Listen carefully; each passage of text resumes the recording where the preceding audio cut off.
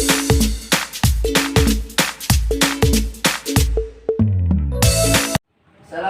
warahmatullahi wabarakatuh. Waalaikumsalam warahmatullahi wabarakatuh. Alhamdulillahirabbil alamin wa bihi nasta'in ala umuri dunya waddin.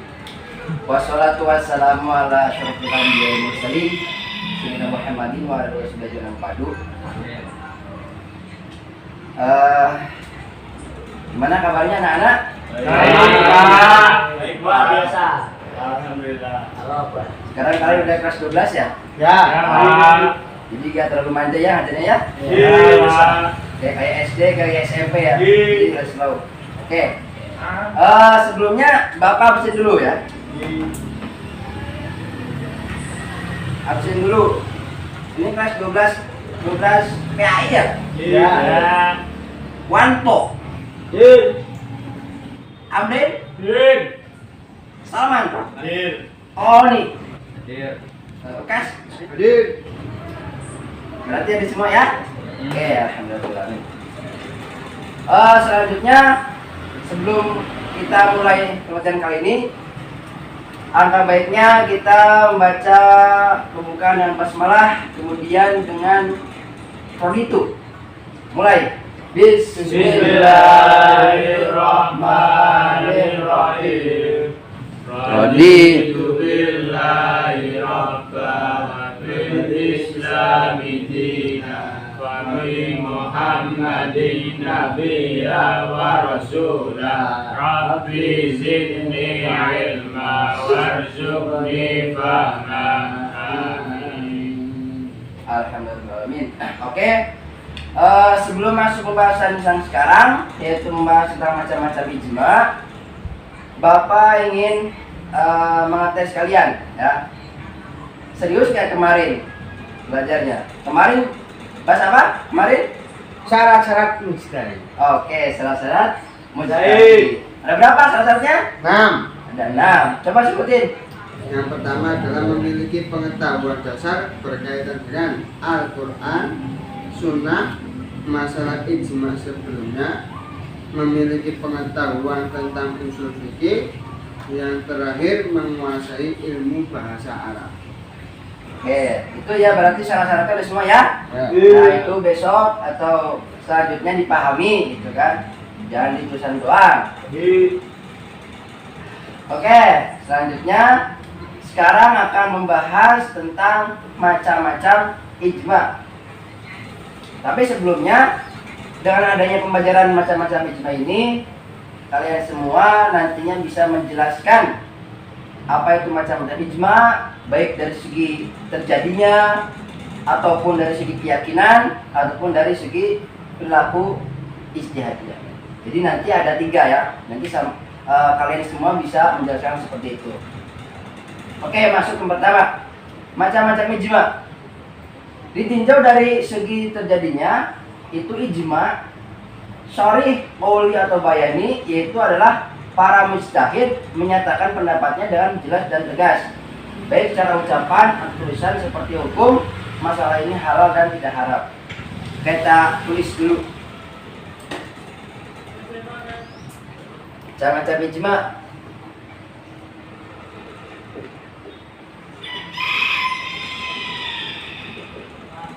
Ijma ditinjau dari segi apa tadi? Terjadinya. Yang pertama itu ada sharih, bayan. Nah, jadi macam-macam ijma itu nanti ada 3 ya. Yang pertama itu ada segi terjadinya. Segi terjadinya itu ada dari sharih, bayan. Jadi nanti si mujtahidnya itu menyampaikan itu dengan jelas seperti itu. Itu yang pertama. Kemudian yang selanjutnya itu ada ijma sukuti. Ya. Yang kedua itu ada ijma sukuti. Nah, yang dimaksud dengan ijma sukuti adalah ketika para ulama atau mujtahid itu menyepakati dengan diam gitu loh, diam. Jadi tidak adanya sebuah protes dan sebagainya. Jadi dia itu diam, manut gitu. Nah, itu ijma ijma sukuti. Para ulama berbeda pendapat ya tentang kedudukan ijma sukuti ini. Itu ada yang menyatakan sebagai dalil qat'i dan juga ada yang berpendapat sebagai dalil dzanni. Jadi memang dengan adanya ijma sukuti tadi itu adalah dia berpendapat ulama ada dua. Yang pertama ada ijma qat'i, itu ada pasti. Yang kedua ada sebagai dalil dzanni, tahu sangkaan seperti itu. Biasalah dalam masalah fikih itu tidak asing dengan adanya qat'i dan dzanni. Karena yang stressing fikih itu ya lebih ke zon sebenarnya, seperti waktu sholat itu kan, waktu sholat kan itu zon sebenarnya mah. Apalagi kalau semisal kita ada di mana tuh namanya di hutan ya gitu kan, itu menentukan waktu sholatnya itu zon. Nah itu yang pertama. Kemudian yang selanjutnya itu ada ditinjau dari segi keyakinan. Nah keyakinan ada dua keyakinan.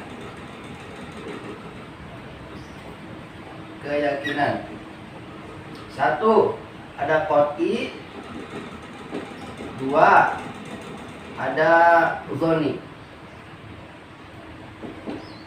Coba Ukas, apa yang dimaksud dengan keyakinan qat'i?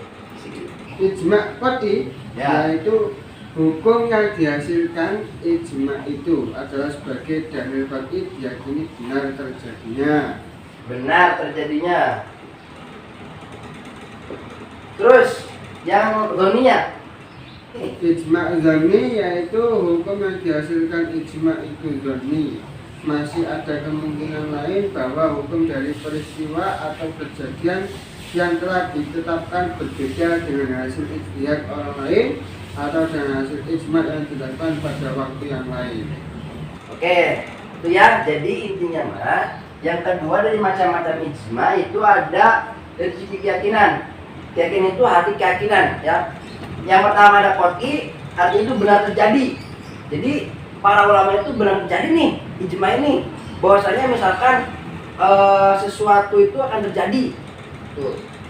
Atau yang selanjutnya itu yang kedua ada segi dari keyakinan dzanni. Dzanni itu bahasa dalam bahasa Arabnya adalah bahasa Indonesianya apa namanya? Sangkaan. Ya, sangkaan. Jadi stressing ke apa kalimatnya atau pengertian dari macam ijma itu sendiri dari dzanni itu adalah kemungkinan. Jadi misalkan kemungkinan itu bisa jadi, bisa A, bisa B, bisa C dan sebagainya. Jadi nanti ada yang qat'i, ada yang dzanni. Nah itu macam-macam kedua. Selanjutnya ada macam-macam ijtihad ditinjau dari pelaku ijtihad. Pelaku ijtihad. Yang terakhir pelaku ijtihad.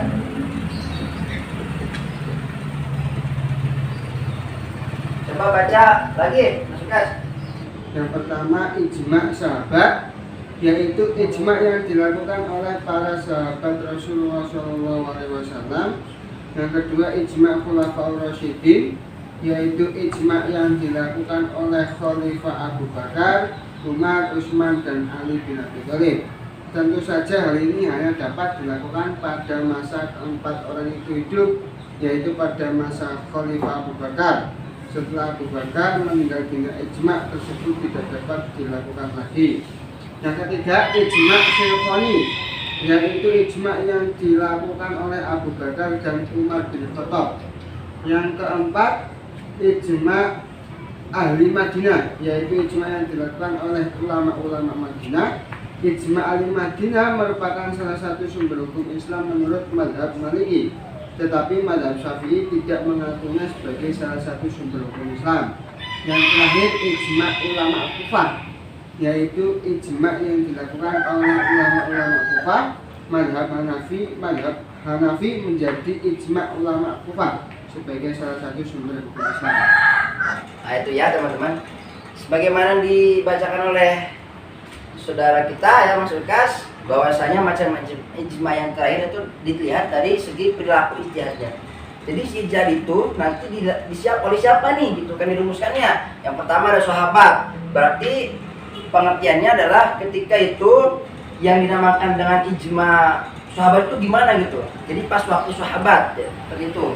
Kemudian yang kedua ada Khulafaur Rasyidin, yang mana ijmanya itu pada zaman Khulafaur Rasyidin. Kemudian yang ketiga ada Syekhoni. Nah, Syekhoni ketika itu siapa tadi? Masukkan Syekhoni Abu Bakar dan Umar. Abu Bakar dan Umar. Kemudian yang keempat ada ahli Madinah. Jadi di ahli Madinah itu ada sekelompok misalkan sesuatu, ada kesepakatan ijma dan sebagainya. Kemudian yang kelima ada ulama Kufah, yang mana ketika itu ulama Kufah itu memang berijtihad di sana gitu kan. Ya.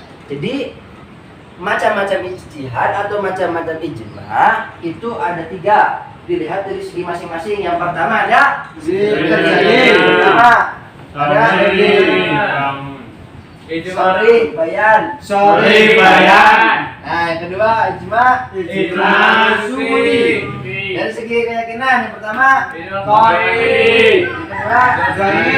yang terakhir pelaku ijtihad. Yang pertama terus Syekhoni. Yang keempat ahli Madinah. Oke, itu ya. Jadi macam-macam dari ijma itu ada 3. Dilihat dari segi masing-masing. Oke, mungkin itu ya untuk materi kali ini yang dapat Bapak sampaikan. Untuk selanjutnya sebelum pulang atau sebelum beres ada sedikit ulasan materi tadi ya. Monggo nanti diisi sebisa mungkin yang mudah dulu, kemudian dikumpulkan setelah 5 menit. Jadi pengerjaannya dikasih waktu 5 menit. Go ya, bagikan.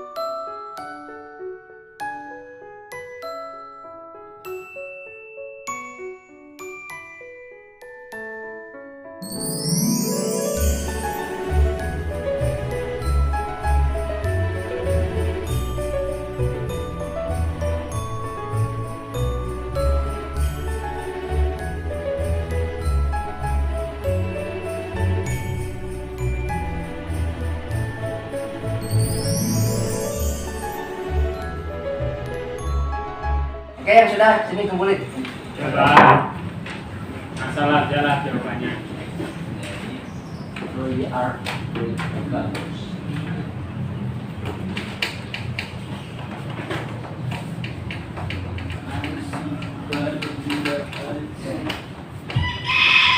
Dulu orang ini dong. Jangan Tunggu, Pak. lagi. Oke, terima kasih. Ujian telah selesai.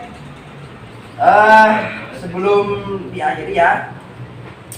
Jadi kesimpulannya dari macam-macam ijma itu tadi ada yang pertama ada macam ditinjau dari segi terjadinya. Terus kemudian ada dari segi keyakinan. kemudian yang terakhir Pelaku. Oke, udah paham ya? Fahimna insyaallah. Oke, cukup sekian. Terima kasih kepada kalian semua yang telah hadir dan mengikuti dengan baik. Mungkin untuk minggu besok ya kita akan belajar tentang mawaris. Mawaris itu tentang permasalahan atau seputar warisan. Jadi nanti misalkan anaknya berapa, mama berapa, bapak berapa, dan sebagainya. Sebelum Bapak tutup, mari kita berdoa penutupan dengan bacaan Keyakinan masing-masing. Hamdalah. Alhamdulillahirabbil alamin. Wallahu muwaffiq ila aqwamit thoriq. Wassalamualaikum warahmatullahi wabarakatuh. Waalaikumsalam.